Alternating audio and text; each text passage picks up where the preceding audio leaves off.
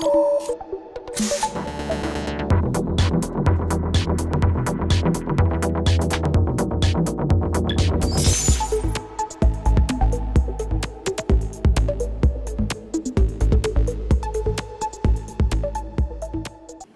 great. So I already introduced myself. I'm Aspasia, but my name is a very difficult Greek name, I think. So you can also call me Aspra. That's my online name, let's say. So you can find me online on IRC and etc. So I'm going to talk to you about the social wallet. I'm the lead developer of the social wallet. So I'm a software developer for quite some time, and now I joined Dyn the last 2 years. And yeah, we made the software. It was there before I started working on it, but now it has evolved, and I will tell you a bit about the whole story. So I will start from why we start developing it, because as we mentioned in other talks, we don't first make the software and then let people use it. We first listen to people, what people need, their communities need, and then we come up with the software that is needed, and we try to adjust it every time on a new community and get the feedback and readjust it. So I will start from one of the first cases we had, and it's a community in Italy called Macao. It's like a cooperative of artists, and they reside in a very beautiful building in Milan. And this building has on the top floors a lot of rooms. And every room is like partial communities of this cooperative, and some of them are theater, some of them are music. They have all kinds of events there cooperating together. And those different tables have also a bit of self-management, but they also work together, and they also have to take care of the building itself. They have to take care of the building, they have expenses, they do events, so they have also income. So at some point, they wanted to find a nice way for them to work together, to manage all this flow of money in the building and in the cooperative, and they also wanted to experiment with alternative methods of distributing the wealth, like basic income. So what they wanted to do is, at the end of the month, after they have the events, they earn some money, and they also have some expenses, and they wanted to, whatever is the earnings at the end, they wanted to redistribute it to the different tables.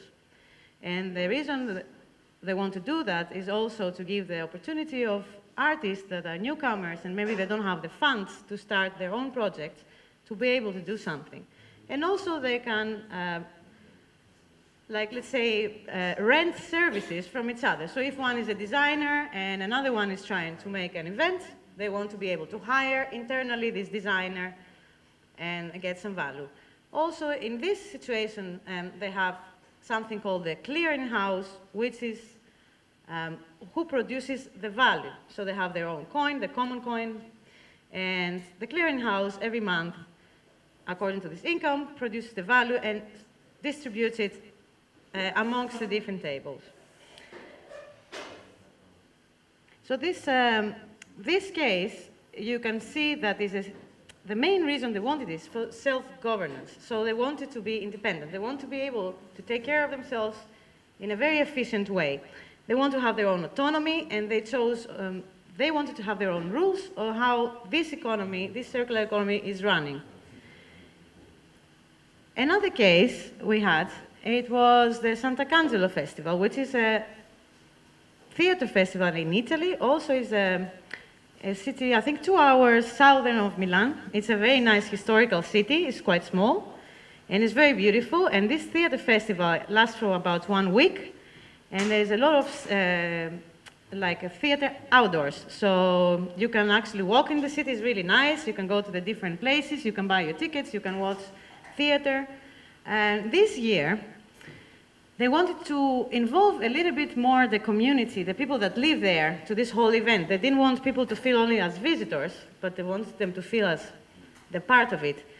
So to do that, they also invited some beauticians, hairdressers, masseuses, people that are freelance and working in that area.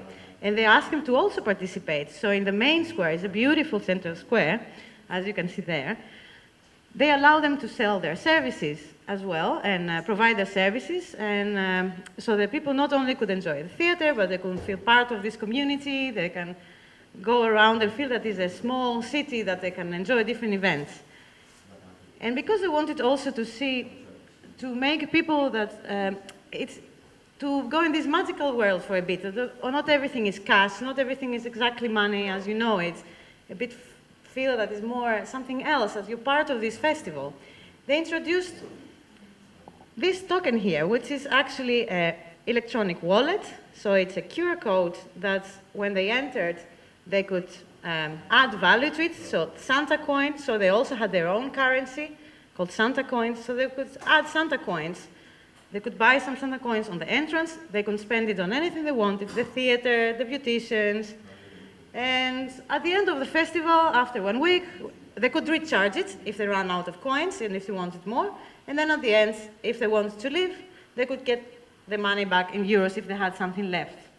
So that was another way, like a rechargeable, let's say, offline wallet in that sense that they could use in the festival. So the feedback we got from that was they were very happy with the ease of use instead of like having all this cash and whatever. And it was nice because they were introduced to this notion of having a different currency than the usual euros that we have. And let's say another case is the European project that we're part of, a research project called Common Fare. And this is a platform, as I said, this is a European Union funded project, and we're part of this as the technical partner. And this platform was initiated because lately in Europe, the financial situation has worsened quite a bit in some cases. So there's some unemployment, increase in unemployment, and there's a lot of precarity. So there's a lot of workers that don't have a stable job. They work many times as freelancers because they want a contract but they cannot get one. And maybe in remote areas, maybe that's a bit worldwide phenomena, it's not very easy to get a job. So with this platform, they wanted people, even in remote areas that have access to internet, to be able to communicate, to find out what is the welfare, the social welfare that they can be provided with in case they are in need of money. And in Europe, we have different countries, and every country has a very particular social welfare system, which differs from each other. And sometimes it's quite hard to find out what you can do and what are the benefits you can receive. So this main goal of this platform was to communicate this, and also for people to write their own stories, to say what their situation is, to feel that there is compassion, that they go through the same thing. And so apart from this, this also platform, you can create, everybody can create an account. And it can be an anonymous account or with your own name. It's a choice of the person that does the account. And every account has a wallet also. The Common Fare platform has also their own currency, the Common Fare. And how that works is that every month, all the users with a wallet, they receive common coins as a basic income. The common coins can be exchanged in the platform for also services and goods. And in this way, we hope to see that some circular economy will happen, even though not in the same location.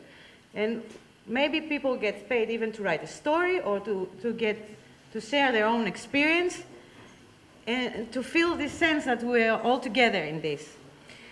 And in this case, the basic income is distributed, so value is actually created in order to facilitate an economy that people can exchange value and can exchange in that way services. So every month there is a limit of how much coins somebody can have, and it is refilled every month. So the point is not to accumulate this value because it doesn't make sense.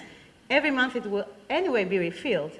The point is to circulate this value so to be able to exchange with each other, to exchange, for example, if I'm very good at programming and somebody is very good at making paintings, we can exchange this through the means of this coin. So all these three cases come down to something called a complementary currency. Complementary currency, maybe this is very European, so I'm not sure if people are familiar with this, but this is the Bristol pound. The Bristol pound is a currency that is introduced in the city of Bristol in the UK. And it has exactly the same function I was describing before. So the city of Bristol realized that there was some financial trouble, and they wanted to keep the economy a bit more local. They wanted the local producers to have the opportunity to sell their goods, and the local consumers to have an incentive to consume locally, to go to the small stores, to create also a sense of community so that the local stores are more busy. And actually this is in action, is still active for many years now, and is in a form of actual paper currency. So complementary currencies are not currencies that replace the national currencies, the euro, the dollar, the yen. It's complementary, so they're on the side of it.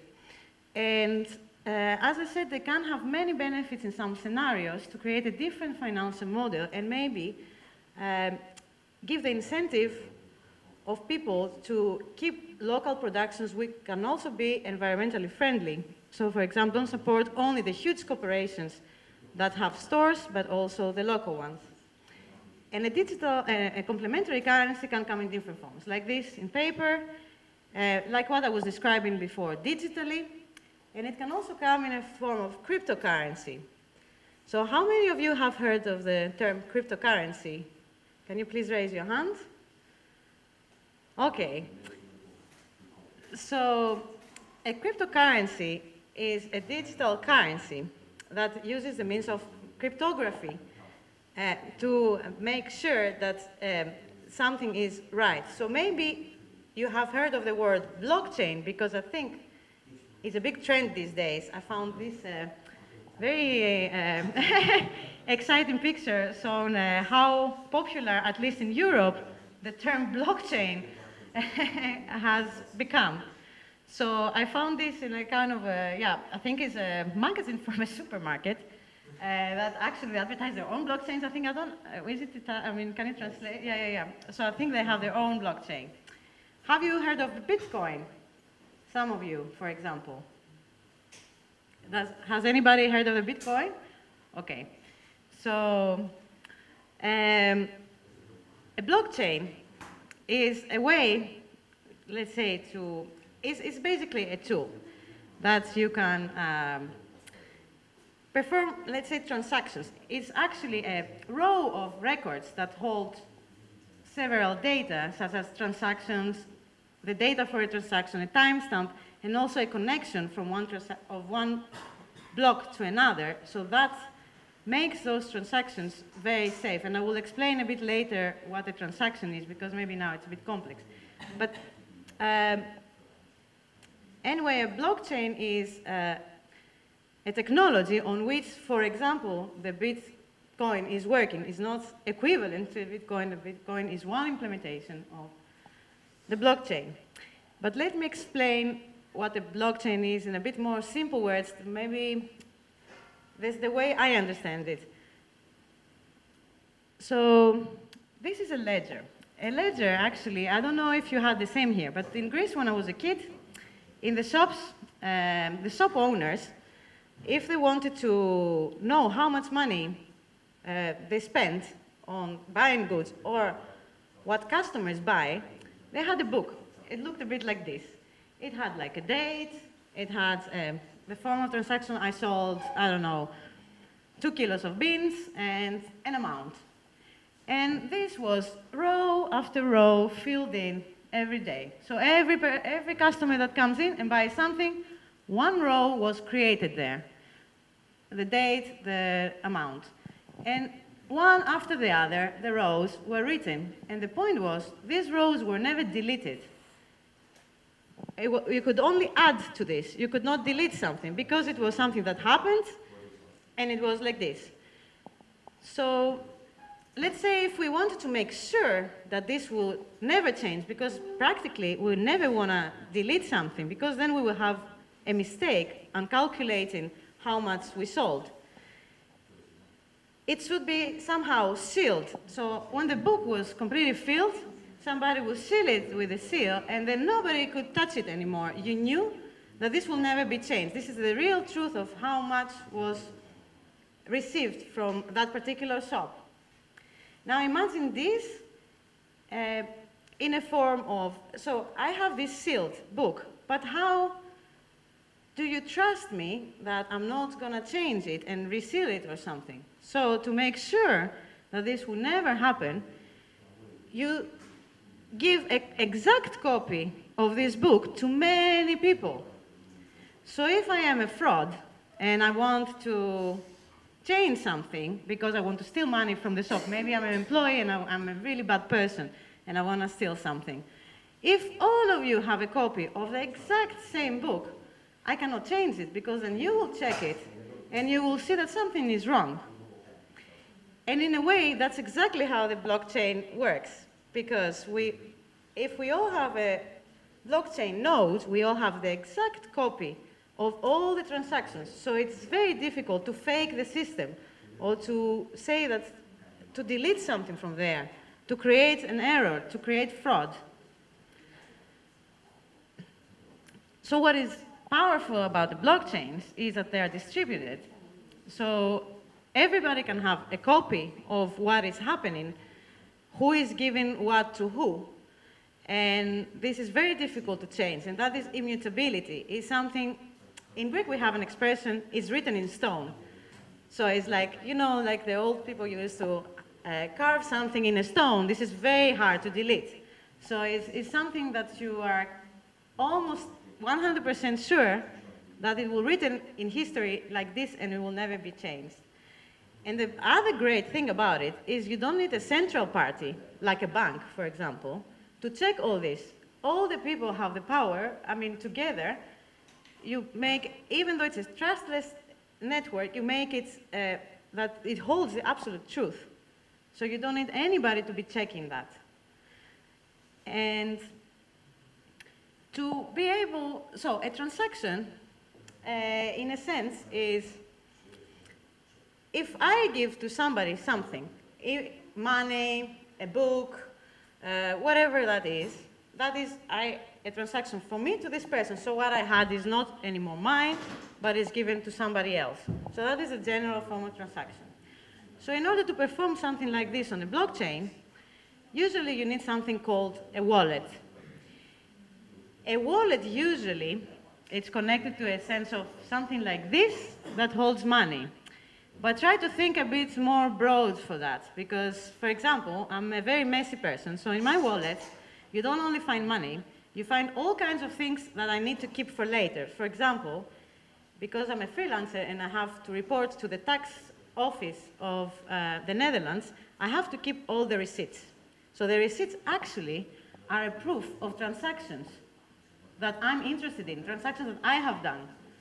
So in a sense, the wallet, in that sense, is something that, for me as a person, is the transactions that are interesting to me, that I have done with another party. And these are the ones I want to view. I want to have an overview of that.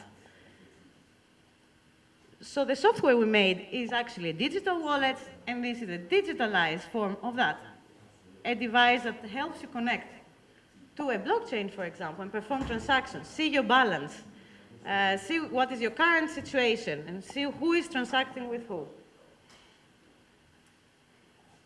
In our particular implementation, we have made something that is very generic. So before I describe to you 3 different cases, they all use something similar, but they all have their own rules. They all have their own, how they distribute value, who creates the value, what is the limit, can you go minus? For example, can I, if I have 0 on my wallet, can I give 10 to Fred, even though I don't have it? In some scenarios, people want to do that. They want to have a credit that later it balances itself. So we have made a wallet that is open source, and everybody that installs it can decide of these rules and can make their own circular economy, their own rules. And I think Fred later, using a game, will show you how many possibilities there are there of doing this. And also we can connect in multiple blockchains, so not only, let's say, Bitcoin, Ethereum, other existing cryptos, or make your own. There's ways to make your own blockchain with your own rules, and we can connect to that. And also we can add some other data in the wallet, let's call them metadata, that then you can filter or label or group these transactions together. And all of these things are very generic, and you can use them in the way that the community benefits from.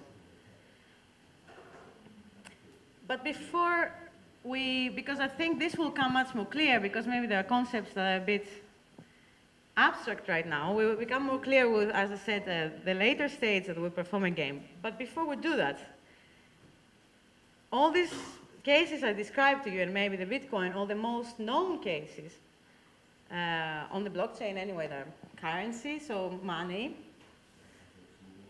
But I would like us to think of a transaction in a more out-of-the-box way. So what is something that I can give to somebody? Is it only money? Probably not. I can give, I don't know, I can give to somebody my time. I can say, okay, I give you 2 hours of my time and whatever my expertise are, and you can pay me back with your expertise. This is another form. You can transact something. Or anything of value. What is value is what we were saying before. Is it only money? Value can be many things. So I would like to maybe take a few minutes and talk to each other, and if somebody has a suggestion of what a transaction could contain, not only money, but what else. And I can give you one example that I read recently, that, for example, artists, when they make a work, in order to make sure that this is the original work from that artist, they started using a blockchain. So when these artists created, they create a transaction, an entry in that blockchain, which we know cannot be easily changed, so it can fix the authenticity of this. And they say, okay, I created on this time, this with this data, for example, a code or whatever that this painting has, and then when somebody buys it, we just transact this. So we change from hand to hand also this entry of the blockchain, so you know that it is original painting. So I don't know, it can be endless the ways it can be used, and I would be curious to see what you would think about that. So please have a minute and discuss with each other, and let's come back and see if somebody has a creative idea about how we could use the blockchain.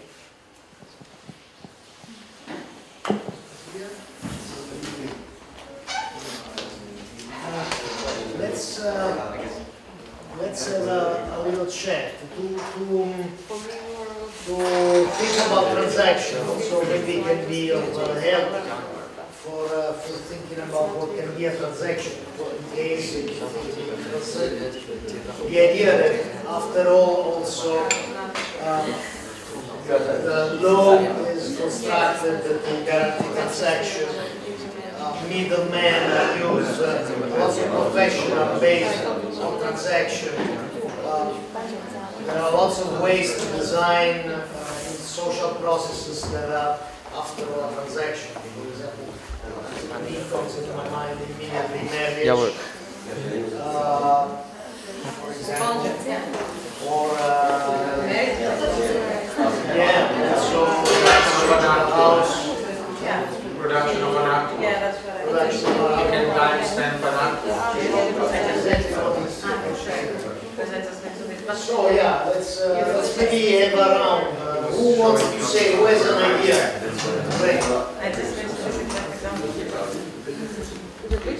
What about Fred? What about ideas? Ideas are sort of free, but we can also say they are patented or they are intellectual property, right? Maybe they are in the Creative Commons, so you can license them. Could we put those on the public ledger? In a form of contract, maybe. Yeah. According to free software principle, actually Richard Stallman often says there is nothing as such intellectual property, because you cannot own ideas. You know? Yeah, but I mean, you can say I did it at that particular time in history. Yeah.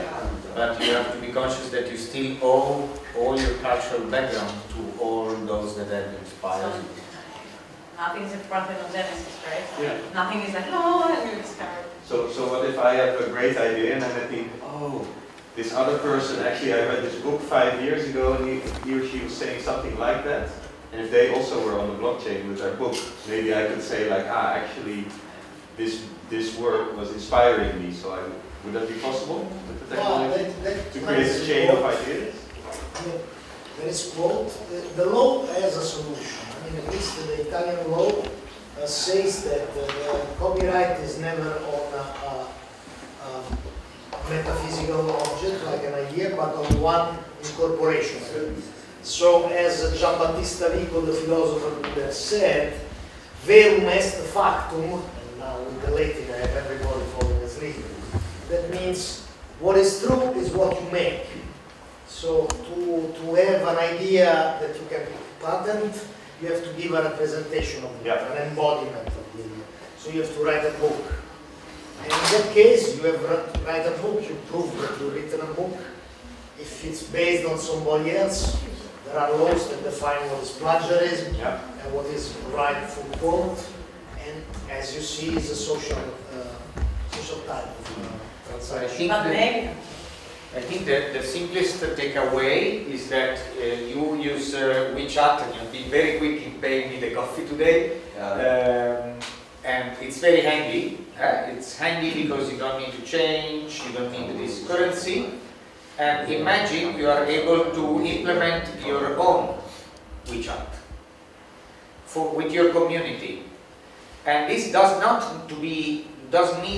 need to be a substitute of the legal currency system. It can be transparent to authorities. It can be actually a way to create liquidity where there is not liquidity and create it on the promise that there will be.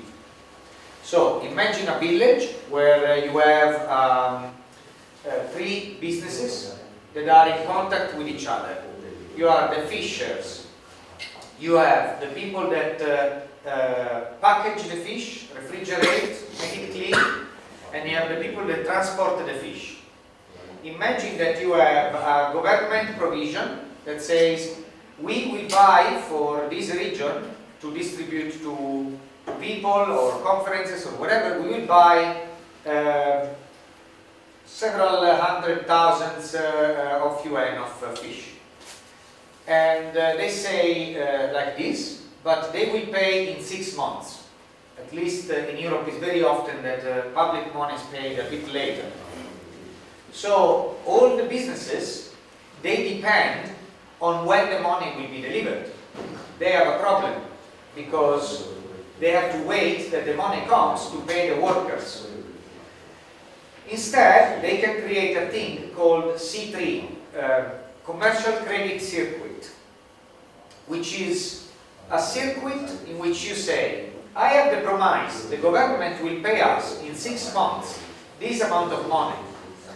Therefore, I will create this amount of money as a common coin, a complementary currency that creates the liquidity.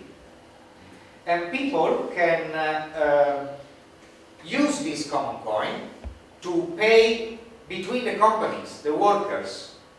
And if more people in the village accept this, they will be able to pay also for groceries, for basic needs.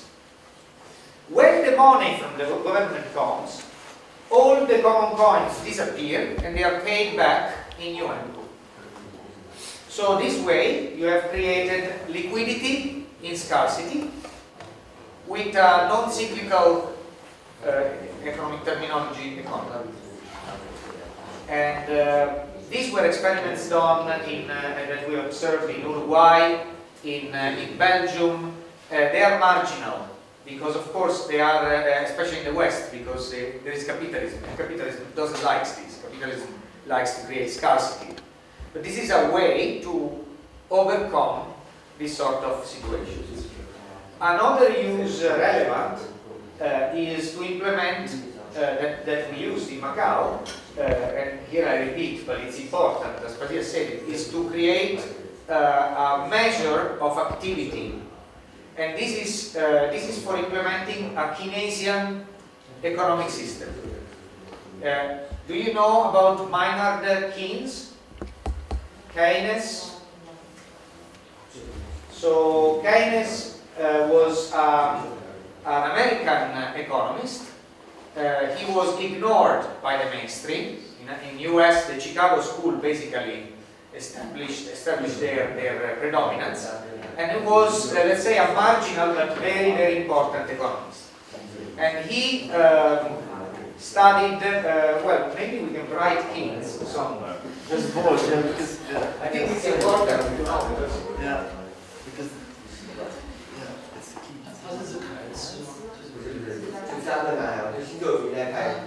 He lived in the 30s. Yeah. Maynard Keynes. Well, the pronunciation in English is Keynes. So Keynesian economy. He theorized many things. Yeah, Maynard, British man. And you for sure, British man, yeah. Professor, help me please, because I'm sure you know much more. Macroeconomics. Yeah, macroeconomics. And he also occupied himself of macroeconomy. So he was against the idea of the market. The financial market is a criminal organization, in my opinion. Is establishing the price of goods based on demand and offer. But basically, this is all subject to speculation. So our financial markets are a war zone right now. Who has more money can change prices by selling, shorting, and so on and so forth. So what happens with his construction is that the value of money is established on how much is worth it, bread, rice, basic, you group up the basic things that everyone needs, that are the basis, and you establish the value of the money from that. What you can do with that? He made a system in which he said, we don't accumulate money. Like Aspasia said, we zero the balance every month. So you don't accumulate, you restart every month. But then what is the point? The point is that if you have -0 or above 0, it shows that you have been active because you have been paid or you have paid. What do you do with that? If you have been active, then you can look at the balance and you can perceive basic income. Basic income is something that everyone needs to perceive in order to survive. And so you can actually establish a system in which people will perceive UN based on their activity in common coin in the village. Sorry if I take time, but I think it's a very important economic... but we want to get out of the economic route and let's think what else... Oh, I think you can play a lot in village. It's interesting to wonder what we could do on the campus. I think I have a proposal. Because, of course, we would like to hear you, but let's think about transactions or cases in which you have a transaction, and please, let's put them out on the table. Like, for example, I don't know, what do you consider a transaction? Yes, she saved you. Sorry.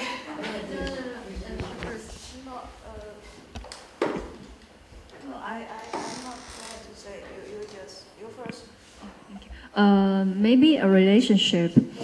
You know, in the Spring Festival, the Chinese New Year, when you want to solve the problem between you and your parents, but you don't have a boyfriend or girlfriend, you want to land a relationship.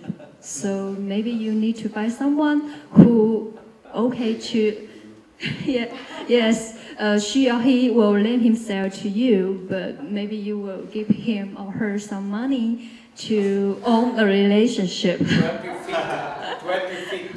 Yes, so maybe a relationship can be changed.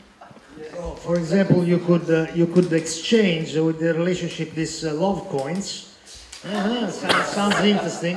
And you can invent love coins that you can exchange. So you rent me with love coins because I look good with your parents. Of course, they would be very happy you go around with me. But then I use the love coins to, I don't know, to get him. That it's much more nice for me. Could be good, but not for my parents. All right, somebody else. I see faces being a transaction. Yes. I think there was another. Who? Wasn't there another?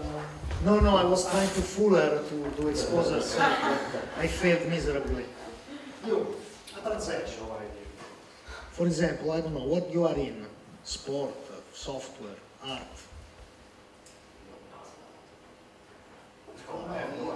You have no idea. Well, we're going to find out more with the game. History in a way. Eh? Because it's something now more than able the blockchain, not on the what you were describing. I mean, it's something that cannot be changed. So I can imagine maybe a historical effect, because sometimes history is altered for specific reasons. Maybe it would be some way to just store events. I mean, from some sort of transactional events that cannot be rewritten, and in a very generic form. For example, could be that the fact that I got love coins to show off with for her parents would be written on a blockchain in a way that every parent could check if I've been too liberal with my love coins. That could be a possibility. Somebody else has some ideas? Not yet? Well, I can suggest also something more that has been. There is an easy way also to understand the meaning and the use of a blockchain. If you think of the digital space as it has been so far. In the digital space, if you digitize a song, if you digitize an image, the image can be duplicated, can be copied infinitely. And you cannot prove anymore who owns the original. It's all originals. With the blockchain, you can actually trace who is the last recipient of the image. It's for the first time in history that a digital asset can be traced. So you can say who is the last one that owns it. That this, give it to this, give it to this. So everyone may have kept a copy, but everyone knows that this is the last recipient, and this is the only person that can say you will decide who is next. In the digital space, mind you, so no marginal costs, no externalities. Click a button, done. So, does anybody of you here bought a house? Ever? A house, a car? I think you're the only one. A car? A bicycle? No. You bought a bicycle. I bought a bicycle too. You bought a bicycle too. So, you know, if the bicycle, there is a correspondence between the bicycle, I mean the contract you buy a bicycle. Bicycle is a bad thing. Okay, buying a house is like buying the bicycle, but you have to exchange a big document. And you have to be sure that the document is written according to the law. And to be sure about that, you pay 5,000 euros a guy that is going to tell you that the document is written according to the law. And that's written on the board of things. Of course, no, I want just to add one thing that I think is very important. You might start noticing that this externalization of the digital world allows to take away power from a very powerful cast of people. So that might be just something to fix in our back of our head. There's a lot of powerful people becomes obsolete like money. So that can be interesting. Yeah, and again, so coming back to this Internet of Things, it's very serious, so there's a kind of an urgency here. And sort of the transaction can also be understood as pricing, right? Setting prices. Now, if we all book a flight now to Hong Kong, we all pay a different price. Because our prices online are in the hands of algorithms, and these algorithms are in the hands of a few companies, and these companies are selling these algorithms to the eBay, the Alibaba, sort of like, they basically may have their own, but so this is very important, because online, what I pay a different price than you. But Internet of Things means that every item, every object will be in the grid. So the world is turning into an airplane. So we are turning the world into an airplane. And an airplane is pretty logical. 300 people, this amount of seats, these amount of people, they want to book. Okay, I book with a Mac. With a Mac, they want more than with a PC. So they have my credit history, I pay with a credit card, it's all trackable, they know what I can pay, they probably know I'm going to die, so they will extract a lot of money in that sort of a period. But the point is, that bottle will have item level tagging in a few years, RFID, near-field communication, smart barcode, QR codes, item level tagging, which means that in 3 years, no more fixed pricing anywhere. In the supermarket, no fixed pricing. No, you put your phone, you get your price. Hotels, no more fixed pricing. Meals, restaurants, no more fixed pricing. Nothing. Everything will become individual. You and your phone, that is the relation on which you will get your price. So this is a very important moment. So of these transactions, this talking about value, assets, time, all of this, if we leave this now fully in commercial hands, or fully in the hands of commercial state operators, like we know that the big companies are at the moment also here, then basically they will decide everything, but also the basis of your pricing.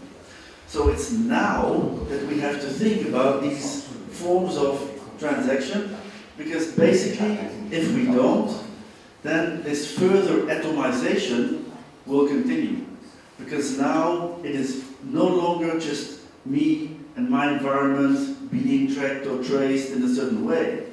It's me and my environment in any transaction that I do with any object, getting my price and not your price. Of course, there's something in here that I think is pretty interesting for us, which means that if we are in a supermarket, and Chris and me are in a supermarket, and we both want to buy a bottle of water, I pay 2 or 3 yuan, he pays 1, then we now have to build some kind of a system so we can swap our phones, so that I can pay your price and you can give me some money or something like that.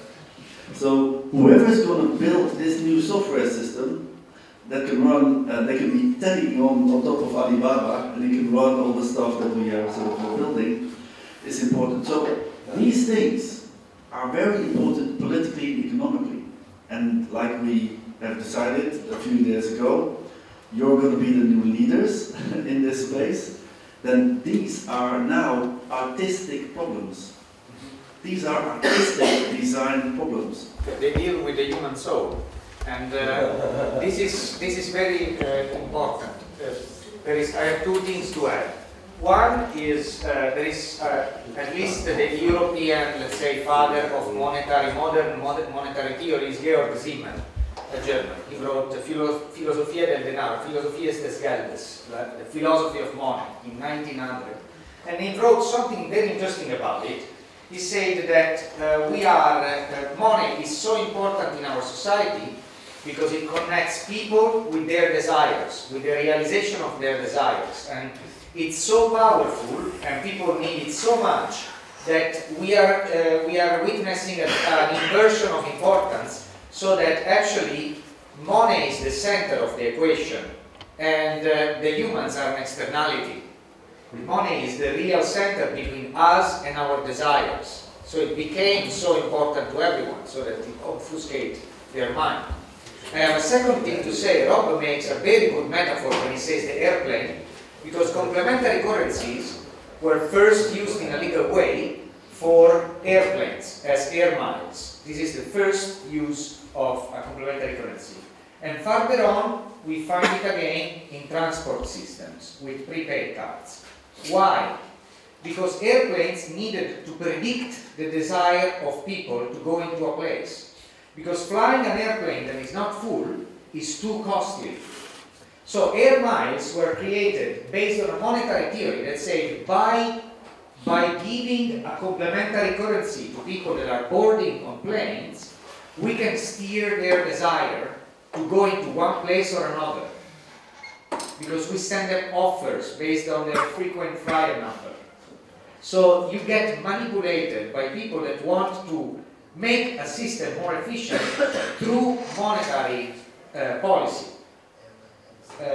Money, the core of money, there is not nothing else but psychology.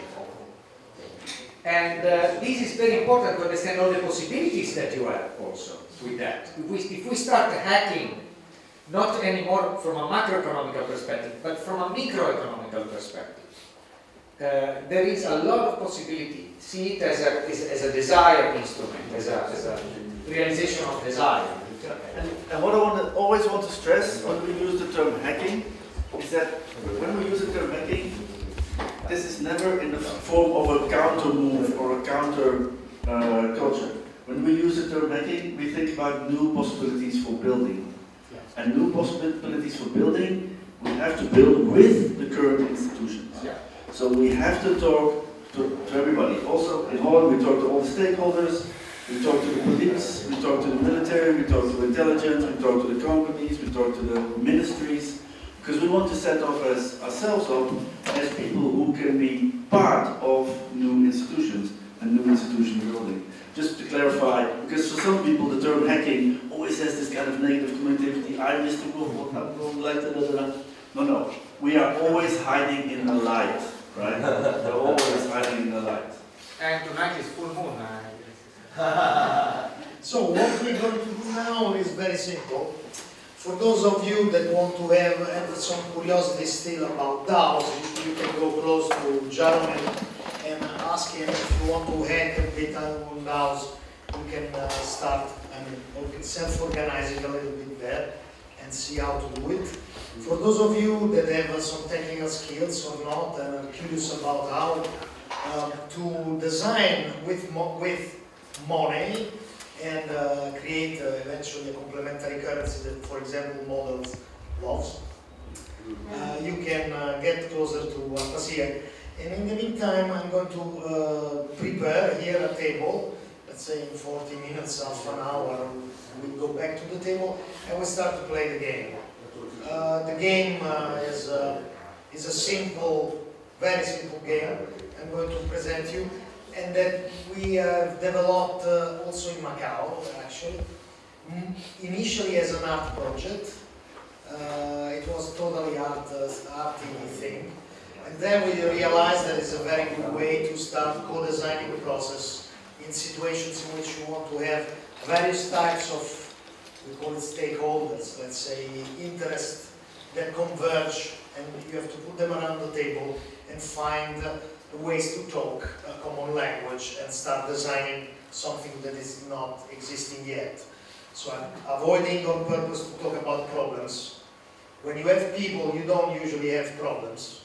You have people with different agendas that maybe don't want to talk with each other. It's not necessarily a problem. And therefore, there is no actually problem-solution kind of scheme necessarily.